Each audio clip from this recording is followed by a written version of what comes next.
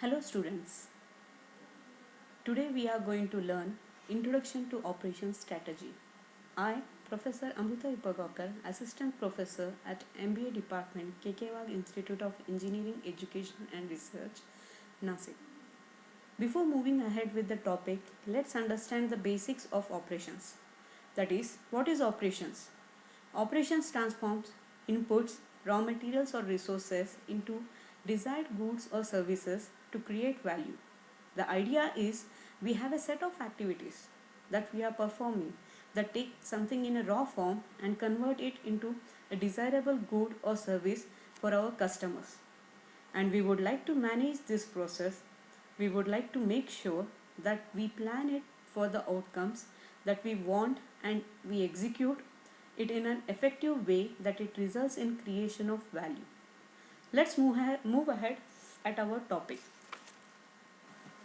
In this lesson, we will learn about strategy hierarchy, how it helps in analyzing the strategies at the hierarchy, and strategy alignment, what is operation strategy and its formulation, Hill's framework and elements of operation strategy.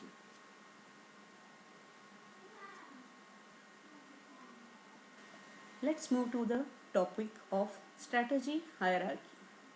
So before we could understand what is operation strategy, we need to know strategy hierarchy. Because if you think of many companies, they tend not to be companies that focus only on one product. They may have many different products. So we need to think slightly different concept as a company as a whole, we try to think. So at the highest level, there might be a corporate strategy. So if we consider HUL, they were focused on soap manufacturing at the earlier stages when it was introduced. And slowly it started diversification into food, cosmetics, cleaning agents and so on. With a portfolio of 35 product brands and in 20 categories as of 2019.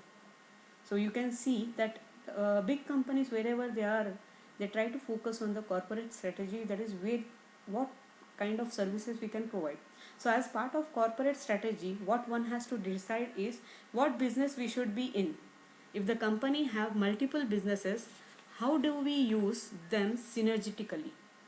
So how obviously, that is now obviously one simple thing where one can think about is it can do co-branding, or might find that there are logistics efficiency. So at high level, one thing of corporate strategy is, should we buy one of our suppliers out so with that we can ensure that our supply chain is not affected by problems at that particular supplier. So that is, there are various strategy which the particular corporate can set. For this particular explanation, we can take an example of Dell. Dell, it has followed this corporate strategy of finding effective 20 suppliers and created partnership with them. That is, they wanted to provide customers, that is the corporate mission, whatever mission Dell has decided was to have a customer base, right? So, and it has set the strategy that it should have an effective partnership with the 20 suppliers. At first it thought of 20 suppliers, but then it thought that we don't require so many suppliers, and it reduced those particular 20 suppliers to minimum suppliers, and had those suppliers locate their distribution facilities in close proximity to the assembly facilities of Dell computers, who can deliver the parts when ordered within 15 minutes to the assembly plant. This supported the corporate strategy of effective supply chain. So this was related to corporate strategy. Coming to the next point, that is business strategy. Each of those businesses now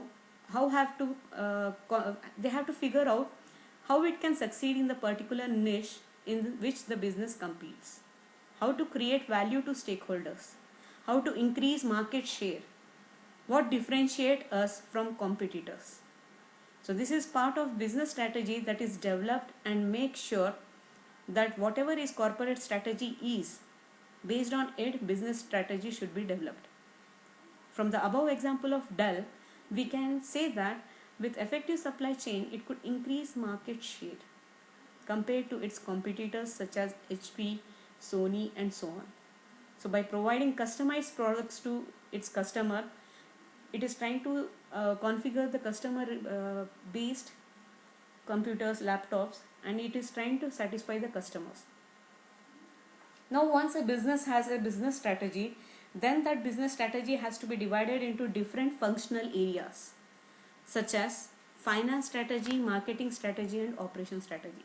So functional strategy basically depends upon what the finance strategy should be, what the marketing strategy should be, and what operation strategy should be. And these functional areas, whatever are focused or what the functional strategy is there, it depends upon the corporate strategy and business strategy.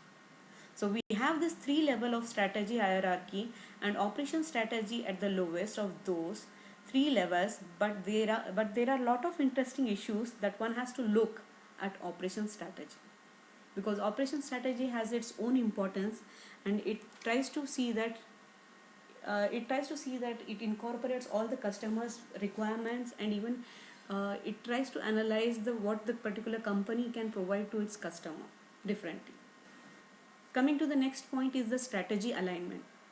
So strategy alignment here we are trying to discuss is because until and unless you align the strategy to our mission and to our organization structure, that is, then if it is aligned, then only we can achieve success. If it is not aligned, then the company goes nowhere. So companies need to analyze what their strategy is and how they can achieve their particular thing. So from the table it can be observed that there are two types of alignment. One is corporate strategy, is often created so that it supports a corporate mission, that is what business we want to be in down the lane 10 years later. The second is given the strategy that a company has selected. Does its organization structure support this particular strategy? Is it aligned based on the organizational capabilities? So based on two alignments, there are four possibilities we can observe. That is, we are trying to see that whether whatever mission we have set, corporate mission is there, is the particular strategy which we are planning to adopt aligns to that particular mission, and the same strategy, does it support, that is organization structure try to support that particular strategy. So there are four possibilities whenever we consider these two things. So the first one is the winning one. Ideally for success, we want to have a strategy that aligns to the mission and an organization that supports the strategy which has been selected. So for example, here we can take the example of DMart. DMart, it had the corporate strategy, corporate mission that it should have more of the customers compared to other retailers, and even it has said that they want to provide the products with low cost to the customers. So what the strategy it followed was like, it took the products from the market and it gave the particular products below market price to the customers. The thing is like how it could gain profit from this was like, the strategy behind this was, it was depending on word of mouth strategy. So that is, once a customer experiences that, oh, below the market price you are getting some particular product, why should I not go for this particular retailer?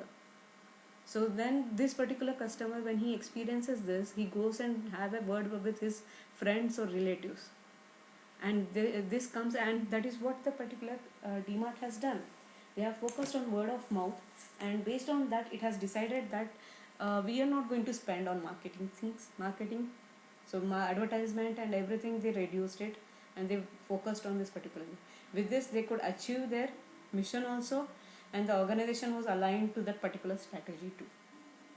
The next one is, the second is, we have strategy that is not aligned to the mission of the company, but then we create an organization that is aligned with the strategy that has been selected. This means that even though we might be performing, we are not getting to the goal that company have set to achieve in long term. That is, though the company is performing, but it is not trying to achieve the mission. So what's the use of that particular working of the company, right? So here we can take the example of Reliance Fresh. Its mission was to have as many outlets as possible and try to provide services to the customer.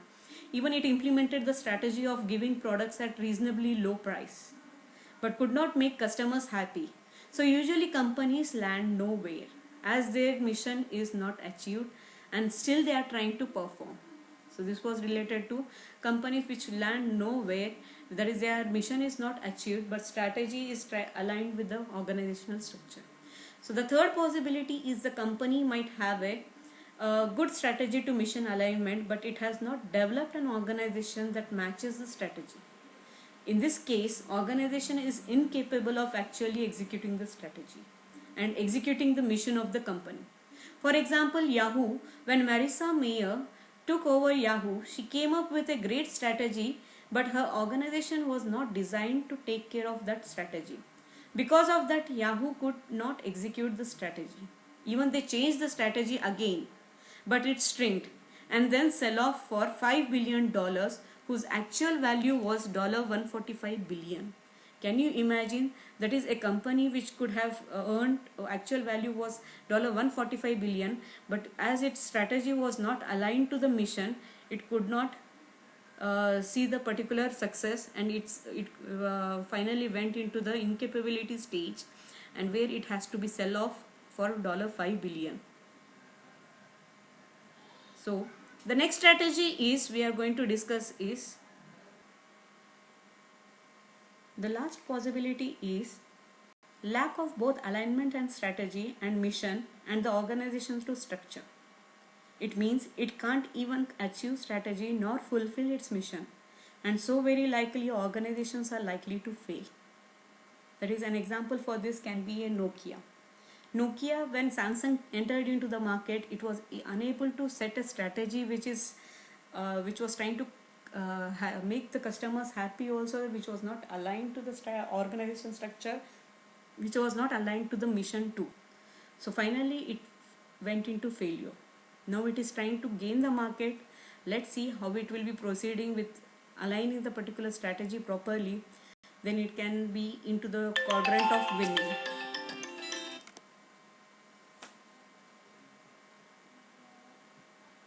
Topic is what is operation strategy. Finally we are on to our topic, that is operation strategy.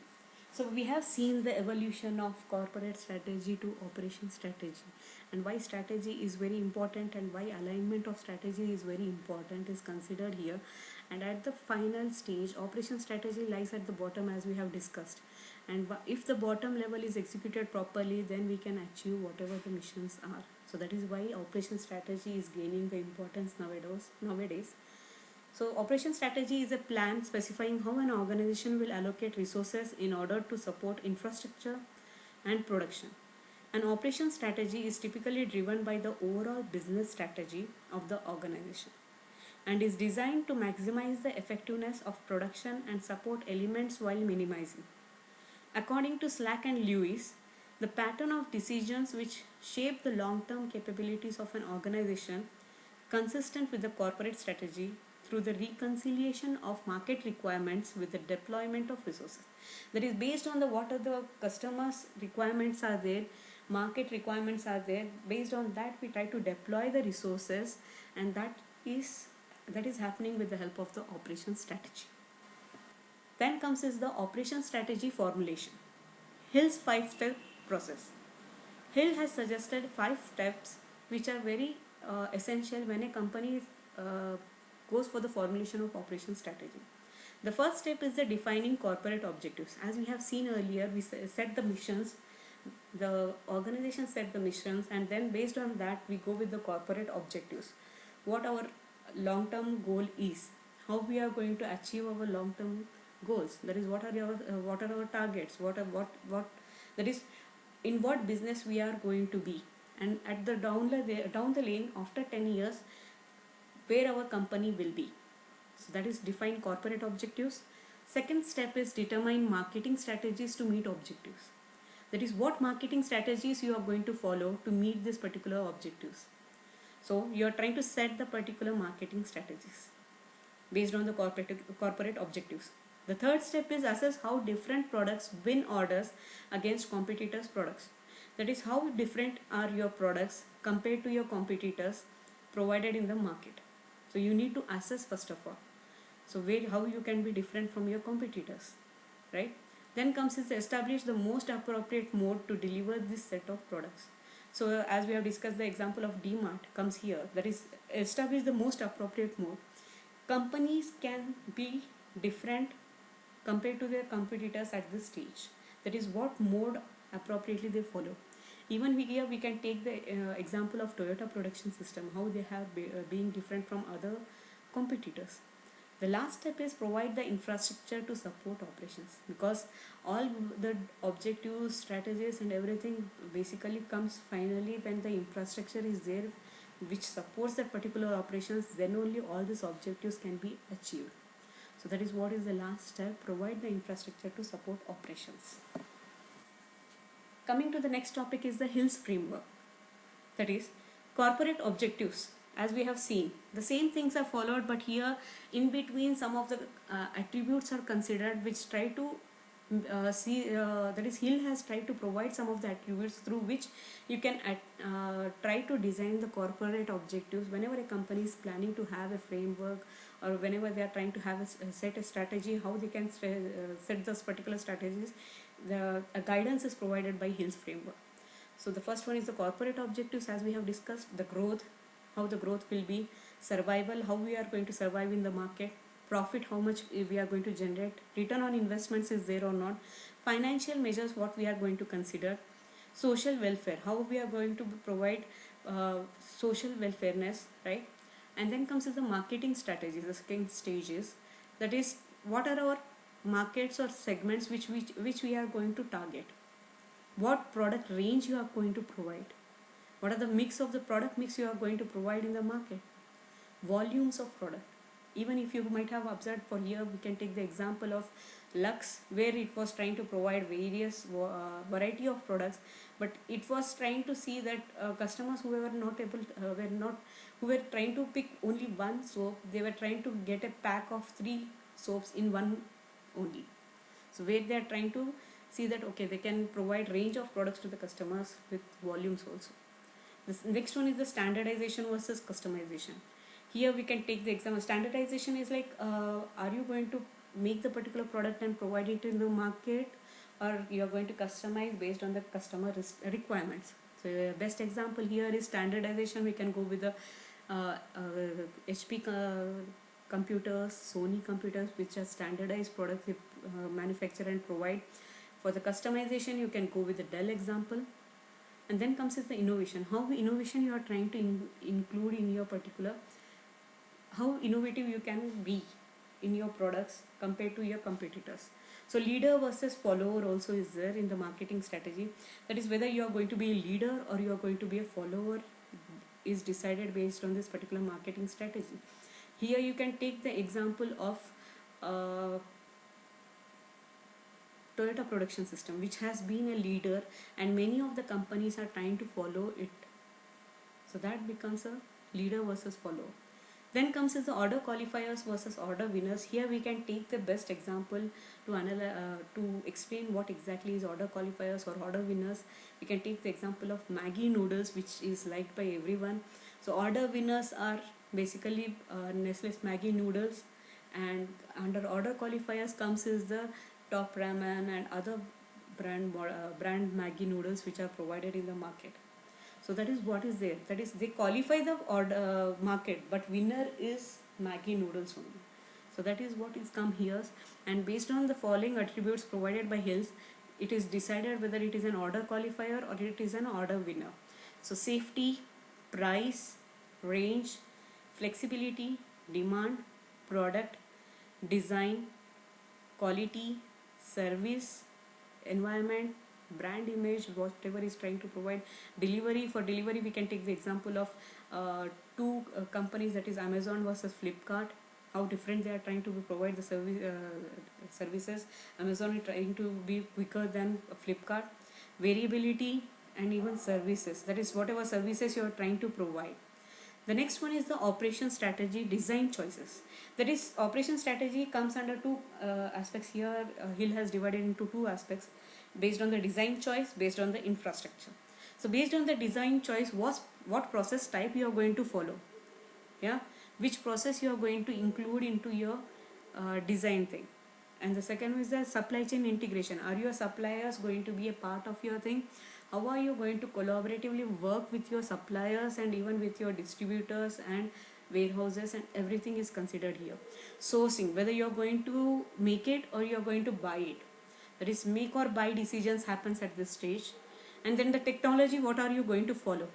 For technology, if you go, Toyota Production System is the best example. That is, it tries to innovate at every stage, and innovation, as we say, it is a cyclic process. It never stops. Capacity, how much capacity is available and how much production we can do, we need to analyze based on these things. And inventory, where are you going to maintain the inventory? Are you going to maintain zero inventory level, just in time manufacturing you are going to maintain as Dell does? So how are you going to maintain the inventory? Even all these things are decided at the operational level. So that is why operation strategy set objectives based on these things. Based on the design choice, we have seen the things. Based on the infrastructure, what workforce is required? How are you be going to align this particular workforce? How many shifts we are going to do it? And based on that, operating plans will be decided. That is how much production will be done at every month and how much will be executed, how the things will be coordinated. And then comes as the quality control. That is, how are you going to control the quality? What statistical process control tools you are going to follow? There are various tools and techniques available in the quality. So which tools you are going to follow will be decided at this stage. Organization structure, what exactly will be based on this particular operation strategy. Who will be reporting to whom? All these things will be decided at the operation strategy. Compensation system, how much compensation we are going to provide to the workers and at what pace. Then learning and innovation, that is, for this the best example is Toyota Production System, where they empower their employees to innovate whenever they get an idea. And even a learning environment is provided by Toyota Production System. And the last one is the support services. What support services we can provide to have a coordination of all these attributes, and even so that effective implementation of operation strategy happens. Then the next topic is elements of operation strategy. As we have seen, all these things, the same thing are linked to each other.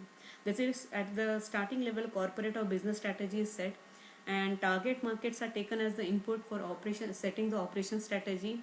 Even we does internal analysis and external analysis, that is what are our strengths, weaknesses, and and as an external analysis we try to check what are the opportunities are there and what are the strengths are there, what are the threats are there. And based on that we try to evaluate where exactly we can fit order winners or order qualifiers.